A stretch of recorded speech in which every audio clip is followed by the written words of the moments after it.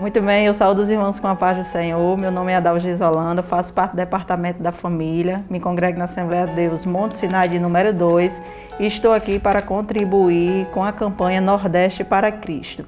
E nós vamos ler o que diz o 17º dia da campanha Nordeste para Cristo. Missões, a vida da igreja. Não havendo profecia, o povo se corrompe.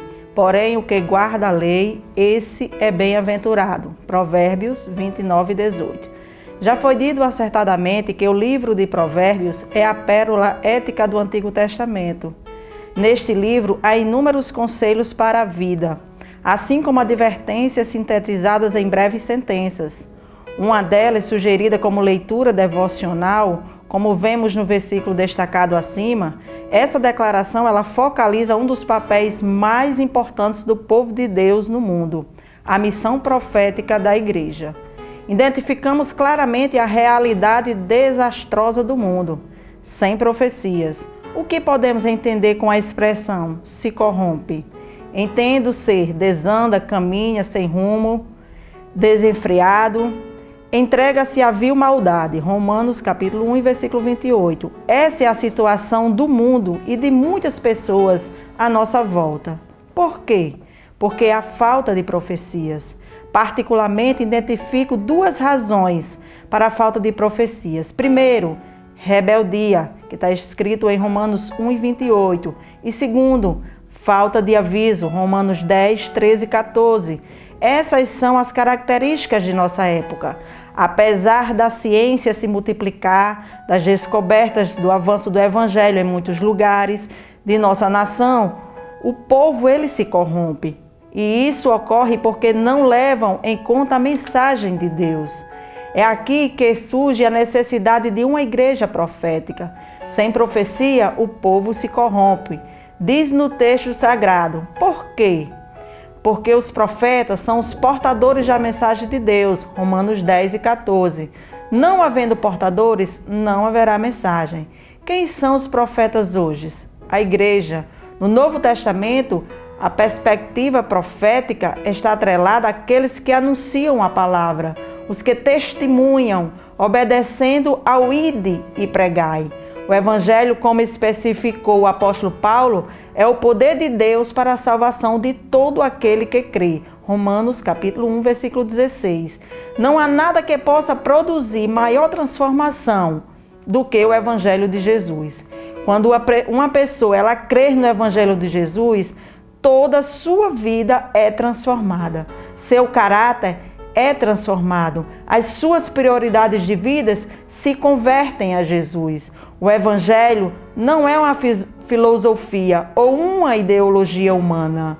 Toda e qualquer transformação verdadeira no indivíduo e, por consequência, na sua sociedade, só poderá acontecer por meio da proclamação do Evangelho de Jesus. Por isso, a missão da igreja é profética, tanto para denunciar as mazelas do pecado dessa sociedade, assim como faziam os profetas no Antigo Testamento, quando para oferecer esperanças de salvação para todos que nele crêem. Então eu pergunto, você é um profeta? Está anunciando a verdade a qualquer preço? O povo que não ouve a palavra de Deus, você tem certeza que você é realmente um profeta? Diante dessa realidade, a igreja não pode ficar de maneira nenhuma neutra. Ela foi posta no mundo com uma responsabilidade: ser sal, ser luz do mundo, levando adiante a grande comissão de Jesus. Sem isso, seremos qualquer coisa, menos uma igreja que faz o papel e honra a sua vocação. A missão de Deus é a vida da igreja, e essa missão só pode ser cumprida por uma igreja que assume o seu papel profético. Que Deus nos ajude a cumprir a nossa missão. E hoje eu quero orar com você pelos motivos de orações que são feitos no 17º dia. Primeiro, corrupção, ética moral do povo e liderança. Clamemos ao Senhor por uma vida ética do povo de Deus em suas atitudes cotidianas. uma liderança moralmente ética, é exemplo para uma sociedade. Suplique a Deus por uma vida ilibada, despertamento de novas vocações para as regiões não alcançadas. Intercedamos para que o vocacionismo sinta um chamado para trabalhar nas regiões não alcançadas. Muitos se dizem chamados por Deus para a sua obra. No entanto, não estão dispostos a servirem atuando no interior do Nordeste. Isso precisa mudar. Vamos interceder.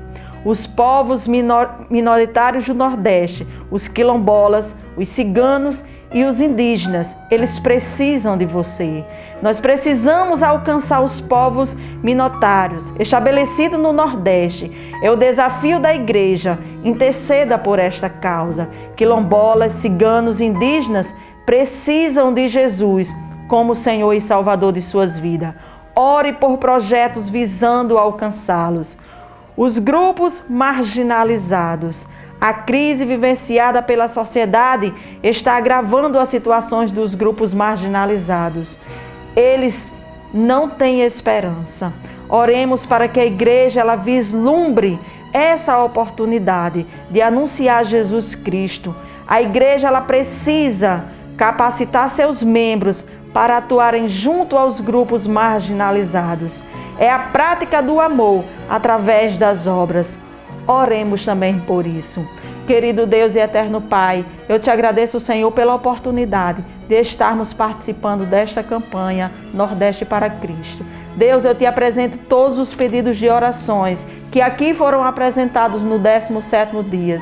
Senhor, desperta a igreja para que nós possamos ser mais missionários, que nós possamos visitar, Senhor, cada pessoa que precisa te conhecer como Senhor e Salvador. Nós te apresentamos, Senhor, todos os membros e congregados e que despertem neles, Senhor, o desejo de fazer missão, o desejo ardente, Senhor, de sair pelo mundo anunciando o Evangelho. O nosso Nordeste precisa te conhecer. Muitos lugares ainda não te conhecem, mas nós acreditamos que iremos avançar em missões e proclamar que o Senhor é o nosso Salvador e que vidas, Senhor, vão se render aos teus pés. Senhor Jesus, nos desperta para que possamos proclamar o teu Evangelho em nome de Jesus. Amém.